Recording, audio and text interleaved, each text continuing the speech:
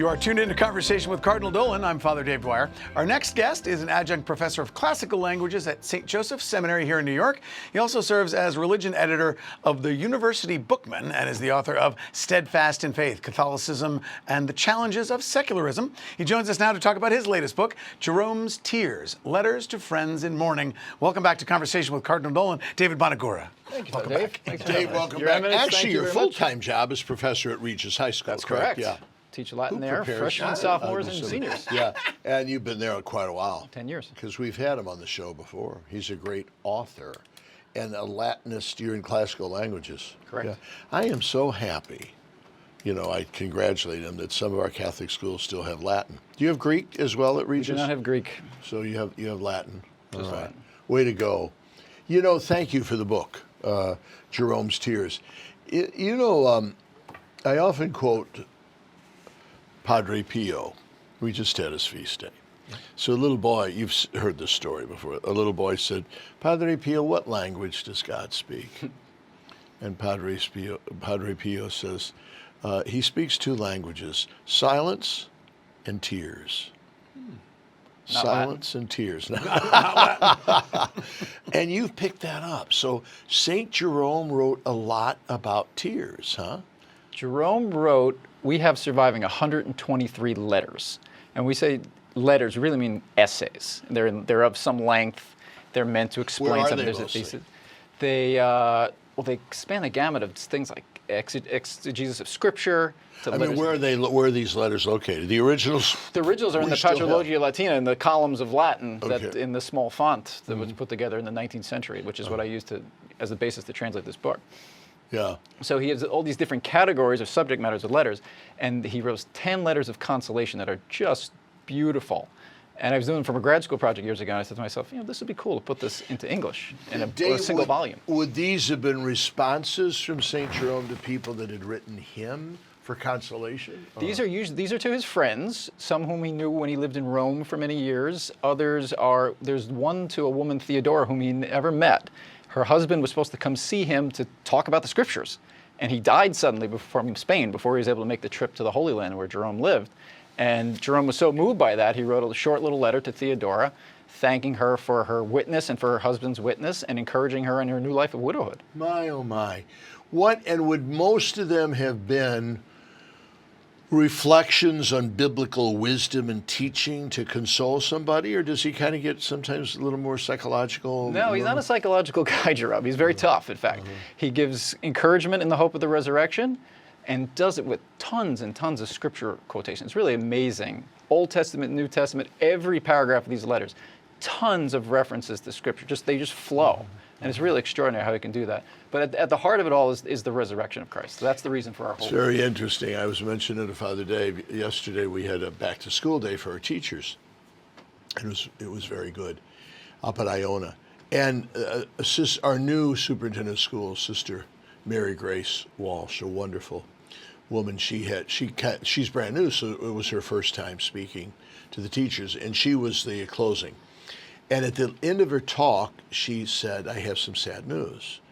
And she announced that one of our students had been killed in a traffic accident, and that one of our seasoned teachers had dropped dead. And she asked for prayers. And anyway, she said to me this morning that somebody, in a very courteous way, said, Sister, that was, you shouldn't have done that. It was a bad way to end the day. We had to end the day on a downer.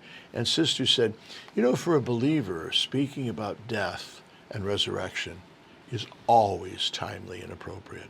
I guess Jerome would agree. Oh, Jerome totally agrees. Yeah. Absolutely. The idea that death has been conquered by Christ. So even though we feel the loss in the present, we have to, Jerome exhorts us to rejoice in the present of what our lost friend or our lost loved one now has, being together with the Lord forever. But so I'm sorry, but I hear you saying that oftentimes today we think, if somebody said, I need to just kind of cheer him up or make him feel better. He's not an emotional guy or a softie. He's going with concrete, like this is what we believe. Oh, totally. He's not a feeler.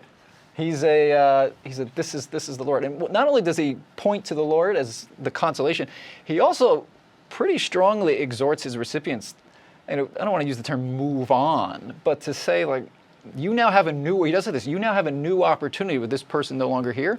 Throw yourself into the spiritual life. Do something new. Become a monk for a couple of widowers. Give to the poor. Go out and do things that you wouldn't have been able to do before. Don't sit around feeling sorry for yourself. Exactly. Make yourself useful for the church, and he wants action. Yeah, he's a very practical kind of a coach. Now, one would say when we speak of the panorama of human emotions, tears and laughter. Would you be able to write a book on Jerome's laughter? I hear he's a crabby guy. He's a pretty crabby guy. I actually thought about that. Maybe, yeah. I thought of a sequel would be something like Jerome's Thunder, and that would be his polemical works, which people would read and say, "This guy's a saint, really?" So I don't know if we'll do that anytime soon, anyway. Yeah. But do you feel almost like you're sort of a modern day Jerome, because he took ancient languages and translated them into the words of the day? You did that with his. Yeah. Except he translated them into Latin. He translates it from Latin. Right. Yeah. The Latin was the language of the day. So there's so many great things from the church fathers that are sitting in these lonely, dusty tomes in Latin. So we need more people know Latin, number one, and number two, we can do some more of these translations. Thank you for that defending patristics, the study of the fathers of the church. I love, as I find myself with the thought of retirement not being a distant prospect. It's not that I'm relishing it, but one of the things I want to do is really reread the fathers. I want to go through Quaston again. I want to take some of the individual. I had some excellent courses in patrology in the seminary. We had good professors. And I want to get back at it. Don't you think that's a very worthwhile thing to do? It's a wonderful thing. Yeah. And Henri de Lubac, the way he can incorporate all those quotations from the fathers, that's a great place for people to start. Where do I start with the church fathers? Read de Lubac's Catholicism, or book on the splendor of the church, and you see all these uses of the fathers and what they can give to us. Bishop Barron's good at that. Yes. A lot quoting the fathers. Do you get ticked off, Dave Bonagura, that Augustine seems to consume everything? I'm so glad you're with Jerome, although he's hardly a minor leaguer. But usually when you say the fathers, if people are familiar at all, they will immediately go to Augustine. Now, knowing you'd probably feel that's somewhat understandable and justified. But do you get that he's sort of the Aaron Judge of the whole thing, and they forget it? They're certainly very different thinkers. Augustine was more of a theologian.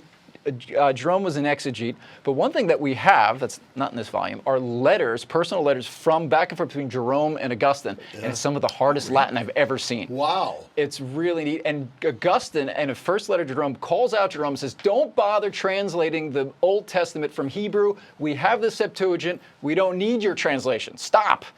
Well, I think history has judged Jerome having the better of Augustine on that one. I think you're right. I didn't know they wrote each other. Oh, yeah. Oh, wow. The first two letters Augustine wrote never got to Jerome, in fact. The second one, since they were a little critical of Jerome was a little upset. So he heard about it hearsay, and so he writes this not-so-kind letter back to Augustine and saying, hey, what are you doing here? Yeah. And Augustine had to defend himself. The letters are fascinating. You can find those, and those are translated. Why did they use text message? I just go back and forth. Listen, Dave, you got Dave. anything else in mind for your next book? Next book actually would not be on Jerome, but I have 250 questions from my high school students on all things religious, from God to the morality to everything in between. Way to go. And I have them all categorized. I just need to write the answers to them. Way to go. That will be a humdinger. Okay. Keep up the good work. Thank Dave you, Bonagura, appreciate it. Jerome's Tears. Thank you. Great to it's see you. Worth it, folks. Put out by Sophia Press.